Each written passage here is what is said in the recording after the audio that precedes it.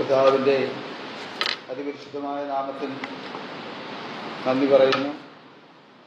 കഴിഞ്ഞ 8 മാസക്കാലം ദൈവം നമ്മളെ ഭദ്രമായിട്ട് പരിപാലിച്ചു.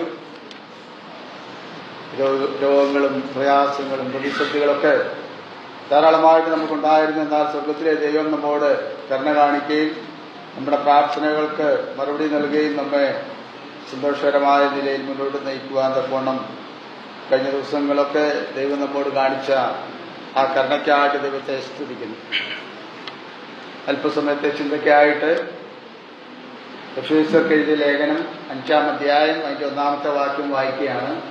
എഫേസ്യർക്ക് എഴുതിയ ലേഖനം 5-ാം അധ്യായം അതിൻ്റെ 1-ാമത്തെ വാക്യം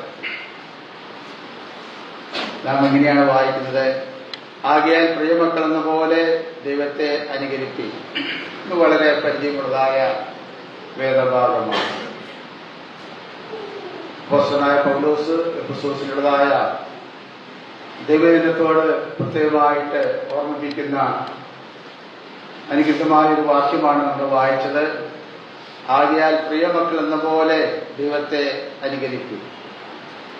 4-ാം അധ്യായം അതിന്റെ 32-ാമത്തെ വാക്യം കൂടെ ചേർത്ത് നമ്മൾ വായിക്കുമ്പോൾ അവിടെ ഇങ്ങനെയാണ് കാണുന്നത്: നിങ്ങൾ തമ്മിൽ ദയയും മനസ്സിലുള്ളവരായി ദൈവം ക്രിസ്തുവിൽ നിങ്ങളോട് ക്ഷമിച്ചതുപോലെ അന്യോന്യം ക്ഷമിക്കും. ആകയാൽ പ്രിയമക്കൾ എന്ന പോലെ ദൈവത്തെ അനുകരിക്കും.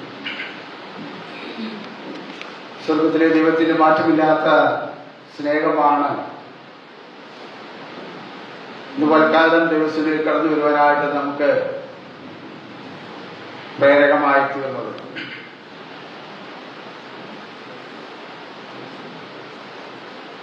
നാം ദൈവമക്കളാണ്.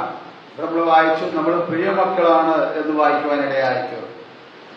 അപ്പൊ ദൈവത്തിന്റെ സ്വഭാവമൊക്കെ നമ്മുടെ ജീവിതത്തിലേക്ക് ഉണ്ടാകണമെന്നുള്ളത് സ്വർഗത്തിലെ ദൈവം നമ്മെക്കുറിച്ച് ആഗ്രഹിക്കുന്ന വസ്തുതയാണ്. നിങ്ങൾ തമ്മിൽ ദയയും മനസ്സരയുള്ളവരായി ദൈവം ക്രിസ്തുവിൽ നിങ്ങളോട് ക്ഷമിച്ചതുപോലെ അന്യോന്യം ക്ഷമിക്കും. നമ്മുടെ പ്രായോഗിക ജീവിതത്തില് പലപ്പോഴും നമുക്ക് പ്രായോഗികമാക്കുവാൻ വളരെ വിഷമമുള്ളതായ കാര്യമാണ് ദയയും മനസ്സരവും ക്ഷമയും എന്നൊക്കെ പറയുന്നത്.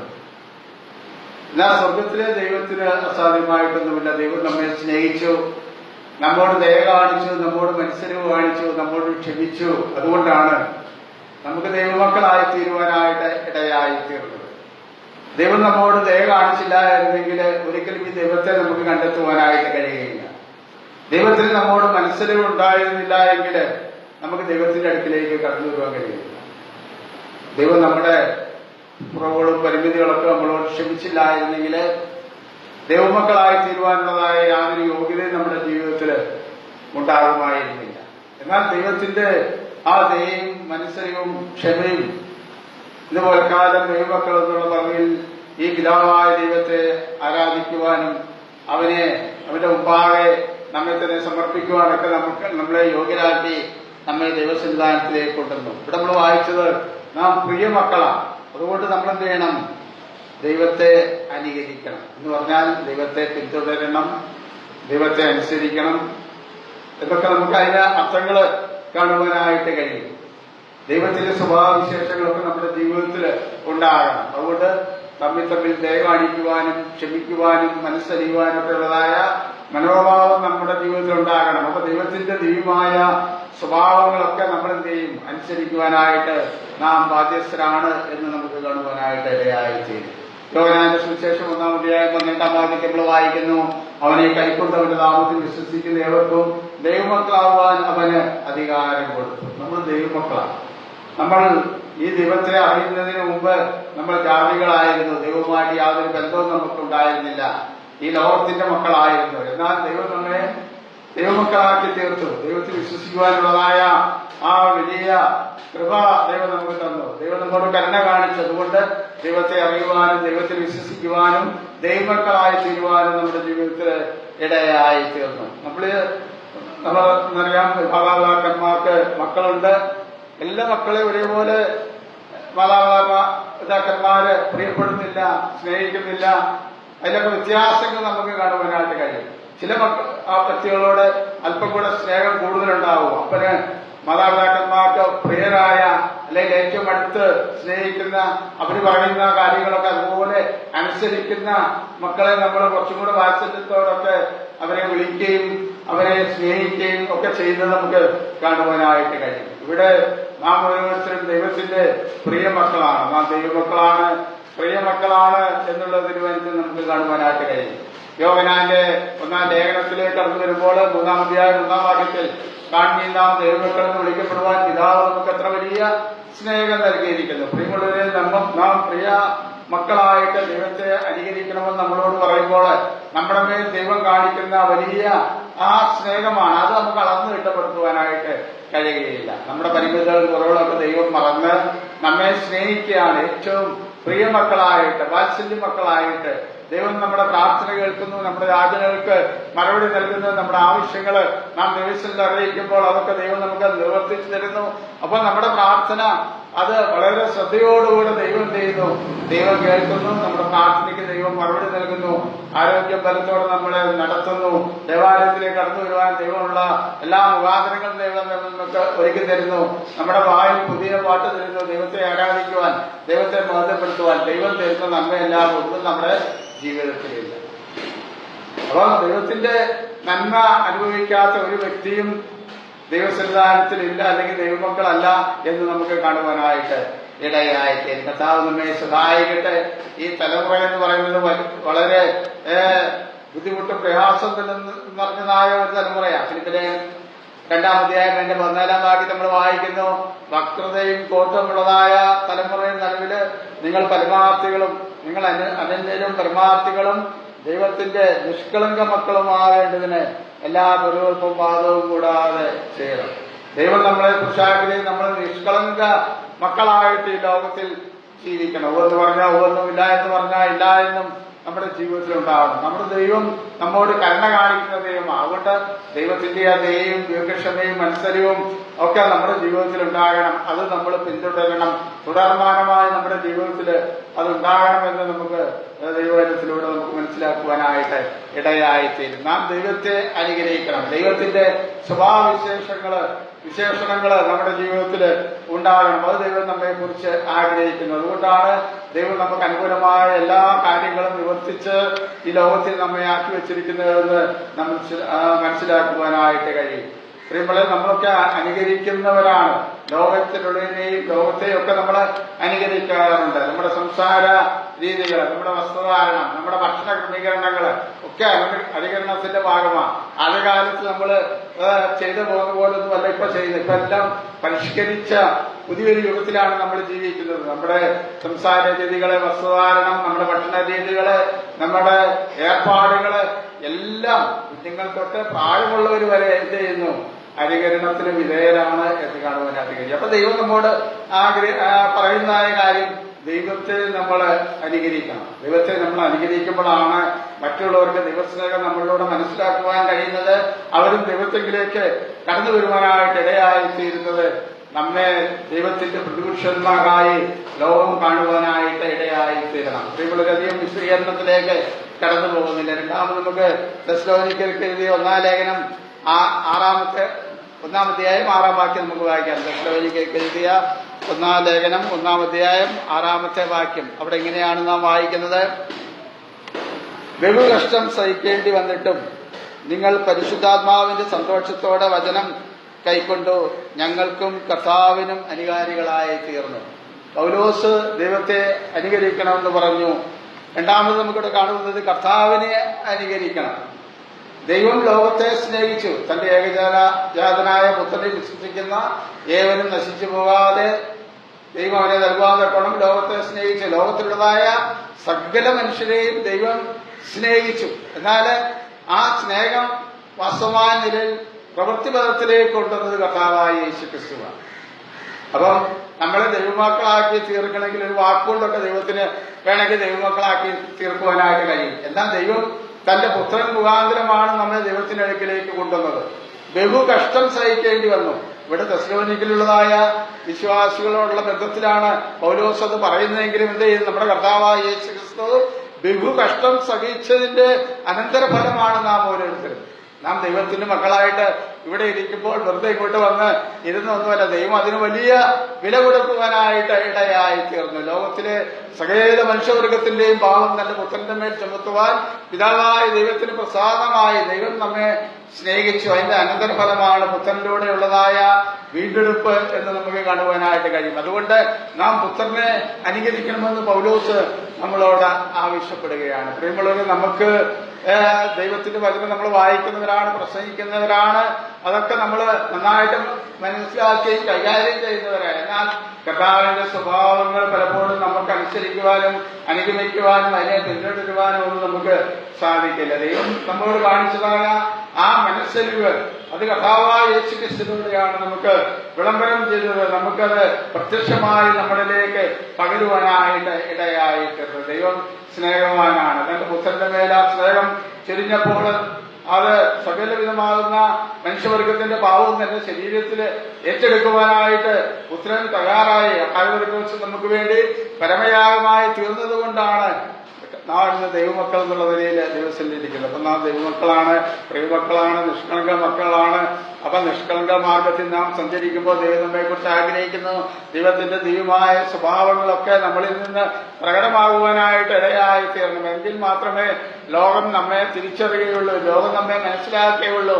നാം ദൈവത്തിന്റെ മക്കളാണെന്ന് ലോകം അറിയുവാനായിട്ട് ഇടയായി തീരണമെങ്കിൽ ദൈവത്തിന്റെ സ്വഭാവങ്ങളൊക്കെ നമ്മുടെ ജീവിതത്തിൽ ഉണ്ടാകണം. ഇതൊക്കെ പറയുവാനായിട്ട് എളുപ്പമാണ്. പ്രാവർത്തിക മതത്തിലേക്ക് കൊണ്ടുവരണമെങ്കിൽ ദൈവത്തിന്റെ കൃപ വേണം, ദൈവത്തിന്റെ സഹായം വേണം. ചുരുക്കി നമുക്ക് ഇങ്ങനെ പറയാനായിട്ട് സാധിക്കും, നമ്മുടെ ജീവിതത്തിൽ ഉണ്ടാകുന്ന എല്ലാ കാര്യങ്ങളും ദൈവത്തിന്റെ കൃപ മുഖാന്തരമാണ്, ദൈവത്തിന്റെ സഹായമാണ്, ദൈവത്തിന്റെ ആലോചനയാണ്. ഓരോ ദിവസവും നമ്മള് ഉറങ്ങി ഉണരുന്ന നിമിഷം മുതൽ നാം വീണ്ടും ഉറങ്ങാൻ കിടക്കുന്നിടം വരെ ആ ഉറങ്ങുന്ന സമയത്തും ദൈവം നമ്മെ ഭദ്രമായിട്ട് പരിപാലിക്കും. നമ്മുടെ കാര്യങ്ങളെല്ലാം നമ്മൾ ക്രമീകരിക്കുന്നു. ദൈവം നമ്മെ കുറിച്ച് നമുക്ക് വേണ്ടി കരുതുന്നു. നമ്മുടെ ചിന്താകുലങ്ങളൊക്കെ ദൈവം നന്നായിട്ട് അറിയുന്നു. അപ്പൊ ഓരോ ദിവസവും നമ്മള് സ്വർഗത്തിലെ ദൈവം ഐശ്വര്യമായിട്ട് നടത്തുന്നു എന്നുള്ളത് നമുക്ക് മനസ്സിലാക്കുവാനായിട്ടിടയായിത്തീരും. യോഹന്നാന്റെ സുവിശേഷം 16-ാം അധ്യായം 33-ാം വാക്യം നമ്മൾ വായിക്കുമ്പോൾ, നിങ്ങൾക്കും എന്നിൽ സമാധാനം ഉണ്ടാകേണ്ടതിന് ഇത് നിങ്ങളോട് സംസാരിക്കുന്നു. ലോകത്തിൽ നിങ്ങൾക്ക് കഷ്ടമുണ്ടെങ്കിലും ധൈര്യപ്പെടുകയും ഞാൻ ലോകത്തെ ജയിച്ചിരിക്കുന്നു. അപ്പൊ ലോകത്തെ ജയിച്ച ഒരു കർത്താവിന്റെ മക്കളാണ്. അതുകൊണ്ടാണ് കർത്താവിനെ അനുകരിക്കണമെന്ന് പൗലോസ് പറയുവാനായിട്ട് ഇടയായിത്തീർന്നത്. തെസ്സലോനിക്കയുള്ളതായ ദൈവമക്കൾക്ക് അനവധിയായ കഷ്ടം അവരുടെ ജീവിതത്തിൽ ഉണ്ടാകുവാനായിട്ട് ഇടയായിത്തീർന്നത്. യഹൂദന്മാരാലെ വലിയ കഷ്ടത പൗലോസും ശീലാസും ഒക്കെ ഈ തെസ്സലോനിക്കയിലെ സുവിശേഷം അറിയിക്കുമ്പോൾ യഹൂദന്മാർ അവരെ തടവിലാക്കുന്ന സന്ദർഭങ്ങളൊക്കെ നമുക്ക് അപ്പോസ്തല പ്രവർത്തന പുസ്തകം 17-ാം അധ്യായത്തിൽ വായിക്കുവാനായിട്ട് ഇടയായിത്തീരും. പ്രിയമുള്ളവര്, ബഹു കഷ്ടം അവർ സഹിച്ചു.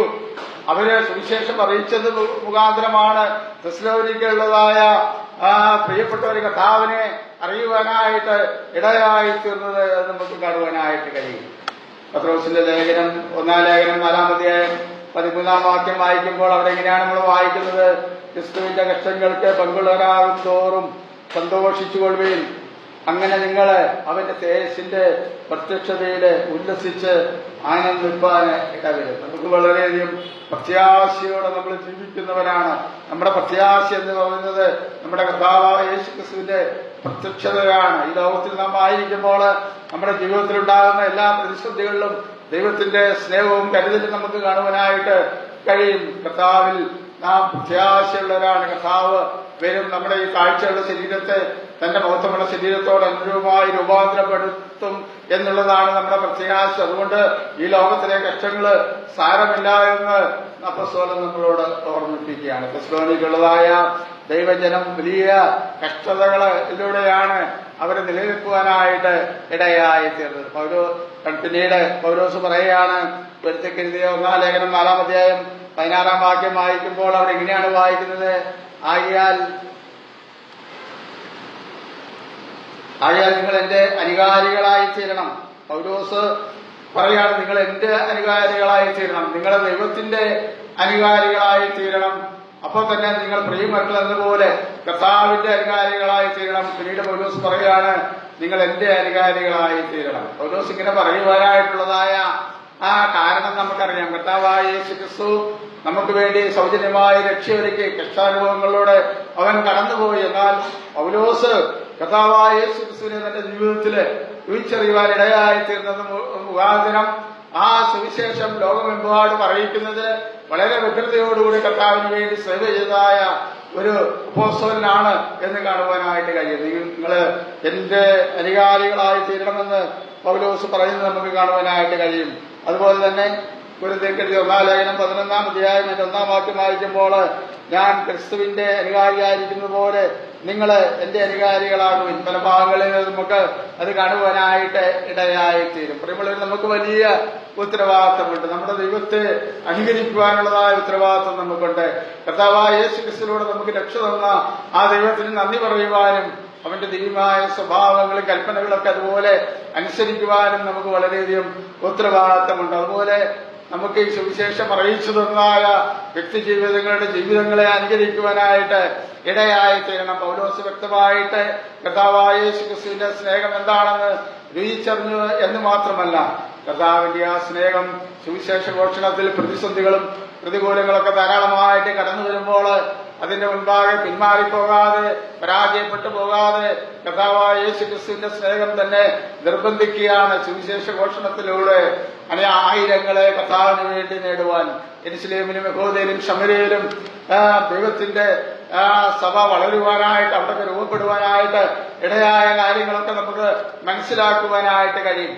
കഷ്ടതയാകുന്ന ആ കഠിന ശോധനയില്, ആ തീച്ചൂളയില് മരണത്തെ മുന്നിൽ കണ്ടുകൊണ്ട് മരണം ആസ്വദിക്കുവാൻ തയ്യാറായി തന്നെയാണ് പൗലോസ് കർത്താവിനെ അനുഗമിച്ചത്. അതുകൊണ്ട് പൗലോസ് പറയാണ്, നിങ്ങള് എന്റെ അനുകാരികളായി തീരണം. കർത്താവായ യേശു ക്രിസ്തു അവന് ദൈവകൃപ കൊടുക്കുവാനായിട്ട് ഇടയായി തീർന്നു. നമുക്ക് വേണ്ടി എതിരാളിയായിട്ട് ഈ കർത്താവിനെ സേവിക്കുന്നതിൽ നമ്മെ പിന്തുണപ്പിക്കുവാൻ ശത്രു നമ്മുടെ സമീപത്തുണ്ട്. തീത്തോസിന്റെ ലേഖനം 2-ാം അധ്യായം 7-ാം വാക്യം നമ്മൾ വായിക്കുമ്പോൾ അവിടെ എങ്ങനെയാണ് നമുക്ക് കാണുവാനായിട്ട് കഴിയുന്നത്? വിരോധി നമ്മെ കൊണ്ട് ഒരു ജന്മയും പറവാൻ വകയില്ലാതെ ലജ്ജിക്കേണ്ടതിന് സകലത്തിനും നിന്നെ തന്നെ സൽപ്രവൃത്തികൾക്ക് മാതൃകയാക്കി കാണിക്കുക. വിരോധി നമ്മുടെ സമീപത്തുണ്ട്. നമ്മുടെ ഏതെങ്കിലും നിലയിൽ നമ്മെ പരാജയപ്പെടുത്തുവാൻ, തിന്മയിലേക്ക് നമ്മെ നയിക്കുവാൻ, ദൈവസ്നേഹത്തിൽ നിന്ന് നമ്മെ വ്യതിചലിക്കുവാൻ, കർത്താവിന്റെ പാതകളെ പിന്തുടരുന്നതിൽ നിന്ന് നമ്മെ വ്യതിചലിച്ച് ഈ ലോകത്തിൽ രൂപയാക്കി മുന്നോട്ട് പോകാനായിട്ട് പിശാച് വളരെയധികം പരിശ്രമിക്കുന്ന ഒരു കാലഘട്ടത്തിലാണ്, ഒരു ലോകത്തിലാണ് നാം ജീവിക്കുന്നത്. അതുകൊണ്ട് ദൈവം നമ്മളിൽ പ്രസാദിക്കുമ്പോൾ ദൈവം നമ്മെ സ്നേഹിക്കുന്ന ദൈവമാണ്. അതുകൊണ്ട് വിരോധിക്ക് നമ്മെ കൊണ്ട് ഒരു തിന്മയും കളവായി പറയുവാൻ അവസരം നൽകാതെ വളരെ സൂക്ഷ്മതയോടെ മുന്നോട്ട് ജീവിക്കേണ്ട ഒരു കാലഘട്ടത്തിലാണ് നാം ഓരോരുത്തരും വായിക്കുന്നത്. നമ്മുടെ കർത്താവിന്റെ വരവേറ്റവും അസന്നമായിരിക്കുന്ന ഈ നാളുകളിൽ ദൈവത്തെ ഭയപ്പെട്ട് അവന്റെ കൽപ്പനകൾ അനുസരിച്ച് ദൈവത്തിന് പ്രസാദകരമായ നിലയിൽ മുന്നോട്ട് ജീവിക്കേണ്ടത് വളരെയധികം ആവശ്യമാണ്. ഈ കാര്യങ്ങളൊന്നും അധികം വിശദീകരിക്കുവാനായിട്ട് താല്പര്യപ്പെടുന്നില്ല. 4-ാമതായിട്ട് നമുക്ക് കാണുവാനായിട്ട് കഴിയുന്നതായ കാര്യം തെസ്സലോനിക്കർക്ക് 1-ാം ലേഖനം 2-ാം അധ്യായം 14-ാം വാക്യം നമ്മൾ വായിക്കുമ്പോൾ അവിടെ എങ്ങനെയാണ് നമ്മൾ വായിക്കുന്നത്? സഹോദരന്മാരെ, യഹൂദയിൽ ക്രിസ്തുവേശിലുള്ള ദൈവസഭകൾക്ക് നിങ്ങൾ അനുകാരികളായിത്തീരണം. ദൈവസഭകൾക്ക് നാം അനുകാരികളായിത്തീരണം. എന്തുകൊണ്ടാണ് പൗലോസ് അങ്ങനെ പറയുവാനായിട്ട് ഇടയായിത്തീർന്നത്? നമുക്കൊരു ക്രമങ്ങളും നടപടികളൊക്കെ ദൈവം നമുക്ക് തന്നിട്ടുണ്ട്. അപ്പൊ ദൈവസഭയില് നമ്മ ആയിരിക്കുമ്പോൾ ആ സഭകളുടെ ദൈവം വെച്ചിരിക്കുന്ന മാതൃകകളും പ്രവർത്തന രീതികളൊക്കെ അനുകരിക്കണമെന്ന് പൗലോസ് പറയുകയാണ്. അപ്പം അതിന്റെ ആവശ്യകത എന്താണെന്നുള്ളത് പൗലോസ് വിവിധ നിലകളിൽ നമ്മോട് ഓർമ്മിപ്പിക്കുന്നത് നമുക്ക് കാണുവാനായിട്ട് ഇടയായിത്തീരും. അപ്പൊ കർത്താവായ യേശു ക്രിസ്തുവിനെ പൗലോസ് അറിയുവാനായിട്ട് ഇടയായിത്തീർന്നു. അത് മുഖാന്തരം നമ്മൾ വായിക്കുന്നത് അപ്പോസ്തലപ്രവൃത്തി 9-ാം അധ്യായം 31-ാം വാക്യം വായിക്കുമ്പോൾ അങ്ങനെ യഹൂദിയ, ഗലീല, സമരിയ എന്നീ ദേശങ്ങളിലൊക്കെയും സഭകൾക്ക് സമാധാനമുണ്ടായി. ആ കാലഘട്ടങ്ങളിൽ നമുക്കറിയാം, അപ്പോസ്തലപ്രവൃത്തി 2-ാം അധ്യായത്തിൽ പെന്തക്കോസ്ത് നാളിൽ പരിശുദ്ധാത്മാവ് ലോകത്തിലേക്ക് വന്ന് ദൈവസഭ രൂപപ്പെടുവാനായിട്ട് ഇടയായിത്തീർന്നു. യെരുശലേം, യഹൂദ, ഗലീല പ്രദേശങ്ങളിലൊക്കെ സഭകൾ രൂപപ്പെടുവാനായിട്ട് ഇടയായി തീർന്നു. പിന്നീട് അതാത് സ്ഥലങ്ങളുടെ പേരിൽ സഭകൾ അറിയപ്പെടുവാനായിട്ട് ഇടയായി തീർന്നു. യെരുശലേമിലെ സഭ, കൊരിന്തിലെ സഭ, അന്ത്യോക്യയിലെ സഭകള് അതൊക്കെ നമുക്ക് കാണുവാനായിട്ട് ഇടയായി തീരും. അവരുടെയൊക്കെ പ്രവർത്തന രീതികള് ദൈവത്തിന്റെ പരിശുദ്ധാത്മാവ് മുഖാന്തരം അവർക്ക് നൽകിയതായ അരുളപ്പാടുകൾക്ക് അനുസരിച്ചായിരുന്നു എന്നുള്ളത് നമുക്ക് കാണുവാനായിട്ട് ഇടയായിത്തീരും. അപ്പൊ ദൈവസഭകളുടെ അനുകാരികളായി തീരണമെങ്കിൽ ദൈവം വെച്ചിരിക്കുന്ന വ്യവസ്ഥകളൊക്കെ അനുസരിച്ച് മുന്നോട്ട് പോകാനായിട്ട് ഇടയായിത്തീരണം. പ്രിയമുള്ളവര്, ദൈവസഭകളുടെ ആ ക്രമീകരണമൊക്കെ വളരെ വ്യക്തമായ നിലയിൽ തിരുവചനത്തിൽ നമുക്ക് കാണുവാനായിട്ട് കഴിയും. നാം അനുസരിക്കണം. നമ്മെ തന്നെ കർത്താവിന് വിധേയപ്പെടുത്തി കൊടുക്കുമ്പോൾ, ദൈവത്തിന്റെ പരിശുദ്ധാത്മാവിന് വിധേയപ്പെടുത്തി കൊടുക്കുമ്പോഴാണ് ദൈവസഭകളുടെ അനുകാരികളായി തീരുവാനായിട്ട് ഇടയായി തീരുകയുള്ളൂ. പലപ്പോഴും നമുക്കുണ്ട പ്രയാസങ്ങൾ, ദൈവം വെച്ചിരിക്കുന്ന വ്യവസ്ഥകളൊക്കെ പൂർണ്ണമായിട്ട് അനുസരിക്കുവാനും ഉൾക്കൊള്ളുവാനൊക്കെ നമ്മൾ മടിയുള്ളവരാണ്. എപ്പോഴും നമ്മുടെ താല്പര്യങ്ങളൊക്കെ സംരക്ഷിക്കപ്പെടണമെന്നൊക്കെ ഉള്ളതായ താല്പര്യം നമുക്കുണ്ട്. എന്നാൽ ദൈവസഭയിൽ ദൈവം വെച്ചിരിക്കുന്ന വ്യവസ്ഥകള് അനുസരിച്ച് അതിന്റെ അനുകാരികളായിട്ട് മുന്നോട്ട് പോകുമ്പോഴാണ് ദൈവത്തിന് നമ്മളിൽ തന്റെ മക്കളില് പ്രസാദിക്കുവാനായിട്ട് ഇടയായി തീരണം. കൂടുതൽ കാര്യങ്ങളൊന്നും വിശദീകരിക്കുവാനായിട്ട് സാധിക്കില്ല. ഓരോ സഭകളും വ്യത്യസ്തമായ ആ പ്രവർത്തന രീതികളാണ് നമുക്ക് കാണുവാനായിട്ട് ഇടയായി തീർന്നത്. മലപ്പുറം ജില്ലയിൽ അനേക സ്ഥലസഭകളുണ്ട്. എന്നാൽ ഓരോ പ്രദേശത്തുള്ള സ്ഥലസഭകളുടെയും പ്രവർത്തന രീതികളുമൊക്കെ വളരെ വ്യത്യസ്തമാണ് എന്ന് നമുക്ക് കാണുവാനായിട്ട് കഴിയും. എന്നാൽ നാം ഉൾപ്പെട്ടു നിൽക്കുന്ന സ്ഥലസഭയുടെ ഭരണക്രമങ്ങളും പ്രവർത്തന രീതികളൊക്കെ അനുസരിച്ച് അതിനെ അനുകരിച്ച് ദൈവത്തിന് പ്രസാദമായ നിലയിൽ മുന്നോട്ട് പോകാനുള്ളതായ വലിയ കടപ്പാടും ഉത്തരവാദിത്വം നമുക്കുണ്ട്. നമ്മുടെ ചിന്താഗതികൾ, നമ്മുടെ ആഗ്രഹങ്ങളും നമ്മുടെ താല്പര്യങ്ങളൊക്കെ നമുക്ക് അത് പ്രവൃത്തി പദത്തിൽ കൊണ്ടുവരാനായിട്ട് സാധിക്കാതെ വരുമ്പോൾ നമുക്ക് വിഷമവും വേദനയൊക്കെ ഉണ്ടാവും. എന്നാൽ ദൈവത്തിന്റെ പരിശുദ്ധാത്മാവിന് പൂർണ്ണമായി കീഴ്പ്പെട്ട് ദൈവസഭയിൽ ദൈവം വെച്ചിരിക്കുന്ന ക്രമീകരണങ്ങൾക്ക് അനുസരണ മനോഭാവത്തോടെ അത് ഏറ്റെടുക്കുവാനും അനുസരിക്കുവാനും ഇവിടെയായി തീരണം. അത് വളരെ പ്രാധാന്യം നൽകിയാണ് പൗലോസ് ഈ കാര്യങ്ങളൊക്കെ രേഖപ്പെടുത്തിയത് എന്ന് നമുക്ക് കാണുവാനായിട്ടിടയായി തീരും. കർത്താവ് നമ്മെ സഹായിക്കട്ടെ. തിമോഥെയോസിന്റെ 2-ാം ലേഖനം 3-ാം അധ്യായം 12-ാം വാക്യത്തിൽ ഇങ്ങനെ വായിക്കുന്നു: എന്നാൽ ക്രിസ്തുയേശുവിൽ ഭക്തിയോടെ ജീവിപ്പാൻ മനസ്സുള്ളവർക്കെല്ലാം ഉപദ്രവം ഉണ്ടാകും. പ്രിയമുള്ളവരെ, ഭക്തിയോടെ കർത്താവിനെ ഭയപ്പെട്ട് അവന്റെ കൽപ്പനകൾ അനുസരിച്ച് ദൈവ സഭയിൽ മുന്നോട്ട് ജീവിക്കുവാൻ പോകുമ്പോൾ പ്രതികൂലങ്ങളും പ്രതിസന്ധികളൊക്കെ ധാരാളമായിട്ടുണ്ട്. എന്നാൽ അതൊക്കെ ദൈവം നമ്മൾക്ക് നൽകിയിരിക്കുന്ന വരങ്ങളാണെന്നുള്ളതായ ചിന്താഗതിയോടെ അതിനെ ഏറ്റെടുക്കുവാൻ, അത് വലിയ കാര്യമാക്കാതെ കർത്താവിനെ പ്രസാദിപ്പിക്കുക എന്നുള്ളതാണ് നമ്മുടെ മുഖ്യമായ ലക്ഷ്യം. ആ നിലയിൽ മുന്നോട്ട് പോകാൻ കർത്താവ് നമ്മെ ധാരാളമായിട്ട് സഹായിക്കട്ടെ. അഞ്ചാമതായിട്ട് നമുക്ക് കാണുവാനായിട്ട് കഴിയുന്നത് വിശ്വാസത്തിന് അനുകാരികളായി തീരണം. എബ്രായലേഖനം 13-ാം അധ്യായം 7-ാം വാക്യം വായിക്കുമ്പോൾ അവിടെ നമുക്കിങ്ങനെ കാണുവാനായിട്ട് കഴിയും: നിങ്ങളോട് ദൈവത്തിന്റെ വചനം പ്രസംഗിച്ച് നിങ്ങളെ നടത്തിയവരെ ഓർത്തുകൊള്ളുവേൻ, അവരുടെ ജീവിതാവസാനം ഓർത്ത് അവരുടെ വിശ്വാസം അനുകരിപ്പീൻ. അപ്പോസ്തലനായ പൗലോസ്, നമുക്കറിയാം, ആ യഹൂദയിൽ ഉള്ളതായ വിശ്വാസികളോട് ഇങ്ങനെയാണ് പറയുന്നത്: നിങ്ങളെ ദൈവത്തിന്റെ വചനം പ്രസംഗിച്ച് നിങ്ങളെ നടത്തിയവരെ ഓർത്തുകൊള്ളുവീൻ, അവരുടെ ജീവാവസാനം ഓർത്ത് അവരുടെ വിശ്വാസം അനുകരിപ്പീൻ. പ്രിയമുള്ളവരെ, നമുക്ക് വളരെയധികം ഉത്തരവാദിത്വമുണ്ട്. നമ്മുടെ വിശ്വാസം പ്രവൃത്തികളിലൂടെ മറ്റുള്ളവർക്ക് മനസ്സിലാക്കുവാനായിട്ട് ഇടയായി തീരണം. എന്ത് ത്യാഗം സഹിച്ചാണേലും ദൈവത്തിന് വേണ്ടി നിലനിൽക്കുവാൻ നാം പ്രസംഗിക്കുന്ന വചനത്തോട് 100% കൂറ് പുലർത്തുവാൻ നമ്മുടെ ജീവിതത്തിൽ ഇടയായി തീരണം. അപ്പോൾ അത് കഴിവിക്കാർക്ക് അത് അനുകരിക്കുവാനും അനുസരിക്കുവാനും ഇടയായി തീരും എന്നുള്ളത് കാണുവാനായിട്ട് ഇടയായി തീരും. ഇവിടെ നമ്മൾ വായിച്ചു, നടത്തിയവരെ ഓർക്കണം. എബ്രായലേഖനം 13-ാം അധ്യായത്തിന് നടത്തുന്നവരെ ഓർക്കണം. അങ്ങനെ 3 പ്രാവശ്യം നടത്തുന്നവരെ ഓർക്കണം, നടത്തിയവരെ ഓർക്കണം എന്നൊക്കെ അവിടെ നമുക്ക് കാണുവാനായിട്ട് ഇടയായി തീരും. പ്രിയമുള്ളവരെ, നമ്മുടെ ക്രിസ്തീയ ജീവിതം ധന്യമായി തീരണം. നമ്മെ നോക്കുന്ന, നമ്മെ മനസ്സിലാക്കുവാനായി ശ്രമിക്കുന്ന ഒരു യുവതലമുറയുടെ മധ്യത്തിലാണ് നമ്മളായിരിക്കുന്നത്. അപ്പോൾ നമ്മുടെ ക്രിസ്തീയ ജീവിത മുഖാന്തരം യുവതലമുറ ശരിയായ പാതയിലേക്ക് വരണമെങ്കിൽ വിശ്വാസത്തിന് യോഗ്യമാവണ്ണമുള്ളതായ ക്രിസ്തീയ ജീവിതം നമ്മുടെ ജീവിതത്തിലുണ്ടാകണം, നമ്മുടെ പ്രവർത്തികളിൽ ഉണ്ടാകണം.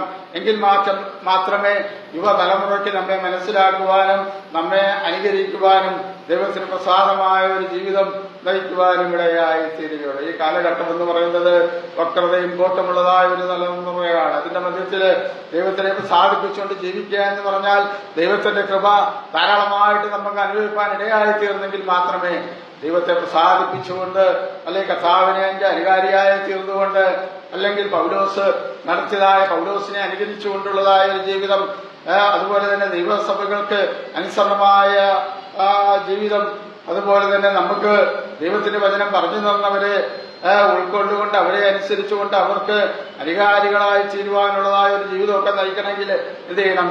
ദൈവത്തിന്റെ സഹായം നമുക്കുണ്ടെങ്കിൽ മാത്രമേ നമുക്ക് മുന്നോട്ട് ജീവിക്കാനായിട്ട് ഇടയായി തീരുള്ളൂ. എബ്രായലേഖനം 6-ാം അധ്യായം 12-ാം വാക്യം നമ്മൾ വായിക്കുമ്പോൾ വാഗ്ദത്തം അവകാശമാക്കുന്നവരുടെ അനുകാരികളായിരിക്കണം.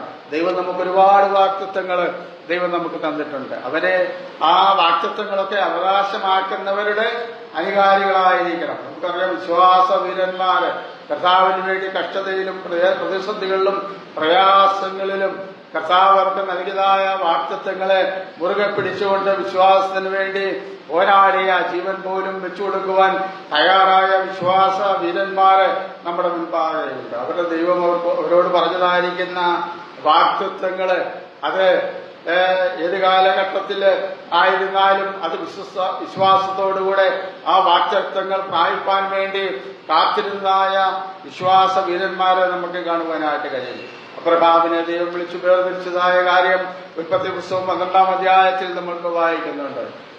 അവനിൽ കൂടെ ലോകം മുഴുവൻ, ജാതികൾ മുഴുവൻ അനുഗ്രഹിക്കപ്പെടുമെന്ന് ദൈവം അവന് വാഗ്ദത്തം നൽകുവാനായിട്ട് ഇടയായി തീർന്നു. എന്നാൽ ആ വാഗ്ദത്തം അത് പ്രവൃത്തിപഥത്തിലേക്ക് കൊണ്ടുവരുവാനായിട്ട് ഇടയായി തീർന്നത് അപ്പോൾ ഉൽപ്പത്തി പുസ്തകം 21-ാം അധ്യായം 5-ാം വാക്യത്തിലാണ് ദൈവം അവന് നൽകിയതായ വാഗ്ദത്തം പ്രാപിപ്പാനായിട്ട് ഇടയായി തീർന്നത്.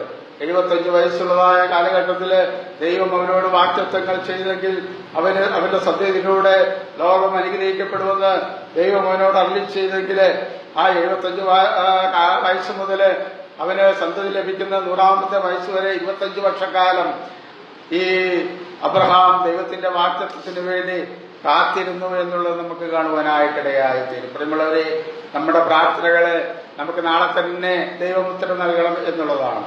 എന്നാൽ സ്വർഗത്തിലെ ദൈവം വാഗ്ദത്തങ്ങളിൽ വിശ്വസ്തനാണ്.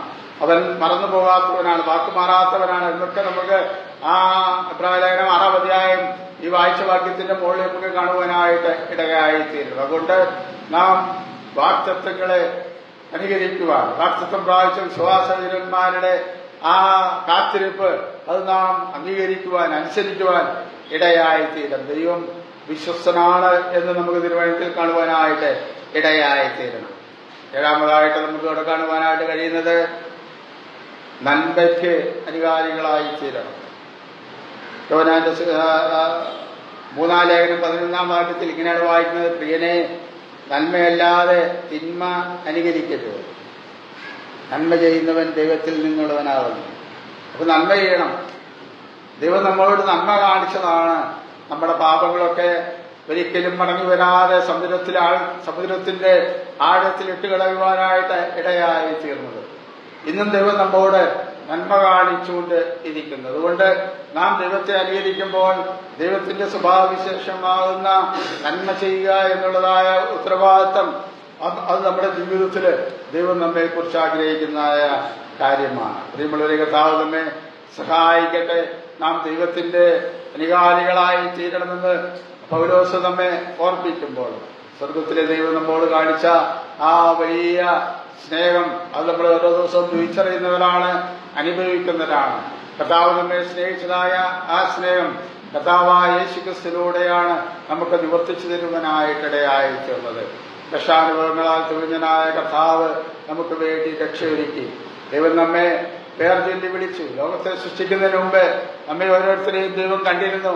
നമ്മെ അതാത് സമയങ്ങളിൽ പേർചൊല്ലി വിളിച്ച് ദൈവമക്കളായി തീർന്നു. ഈ ദൈവകൃപയില് കർത്താവ് നമുക്ക് ആവശ്യമായ എല്ലാ അനുകൂലമായ സാഹചര്യങ്ങളും ഒരുക്കി ദൈവം നമ്മെ മുന്നോട്ട് നയിക്കുന്നത്. അതുകൊണ്ട് ദൈവത്തിന് നമുക്ക് മഹത്വം കരയേറ്റാം. നമുക്ക് ദൈവത്തിന്റെ വചനം പറഞ്ഞു തന്ന ആ അപ്പസ്തലനായ പൗലോസിനെ പോലെയുള്ളതായ ദൈവദാസന്മാര് അവര് കഷ്ടതയുടെ അനുഭവത്തിലൂടെ കടന്നുപോയി ദൈവത്തിന്റെ വചനം അറിയിച്ചതുകൊണ്ടാണ് ലോകം മുഴുവൻ കർത്താവായ യേശു ക്രിസ്തുവിലൂടെ ലഭിക്കുന്ന സൗജന്യമായ രക്ഷ മനസ്സിലാക്കുവാനായിട്ട് ഇടയായി തീർന്നത്. അതുപോലെ ദൈവത്തിന്റെ പരിശുദ്ധാത്മാവിനാൽ സ്ഥാപിതമായ സ്ഥലസഭകള് അവരുടെ ദൈവം വച്ചിരിക്കുന്ന ക്രമങ്ങള് അനുസരിക്കുവാനുള്ള ബാധ്യത ഓരോ ദൈവ വൈതലിനുമുണ്ട്. അതുകൊണ്ട് ദൈവസഭകൾക്ക് അധികാരികളായി ജീവിക്കുവാനുള്ളത് ദൈവം നമ്മെ കുറിച്ച് ആഗ്രഹിക്കുന്നതായ കാര്യമാണ്. പിന്നീട് നമ്മൾ കാണുവാനായിട്ട് ഇടയായി തീർന്നത് വാഗ്ദത്തം അവകാശമാക്കുന്നവരുടെ ആ അനുഭവങ്ങളാണ് നമുക്ക് കാണുവാനായിട്ട് കഴിയും. ദൈവവിശ്വസ്തനാണ്, അവൻ വാക്കുമാറാത്തവനാണ്. ഇന്നല്ലെങ്കിൽ നാളെ നമ്മുടെ പ്രാർത്ഥനയ്ക്കും മറുപടി നൽകും. ദൈവത്തിന് അസാധ്യമായിട്ട് ഒരു കാര്യവുമില്ല. അത് നമ്മുടെ ജീവിതത്തിൽ അനുഭവിക്കുന്നവരാണ്. അതുകൊണ്ട് ആ വാഗ്ദത്തങ്ങൾക്ക് അനുസരണമായ അനുകാരികളായിട്ടുള്ള ജീവിതം നമുക്ക് നയിക്കുവാനായിട്ട് ഇടയായി തീരണം. വിശ്വാസത്തിന് അനുകാരികളായി നാം ജീവിക്കണം. നന്മ ചെയ്യുന്നതില് മടുത്തു പോകാതെ നന്മ ചെയ്യുന്നതില് അധികാരികളായി തീരണം.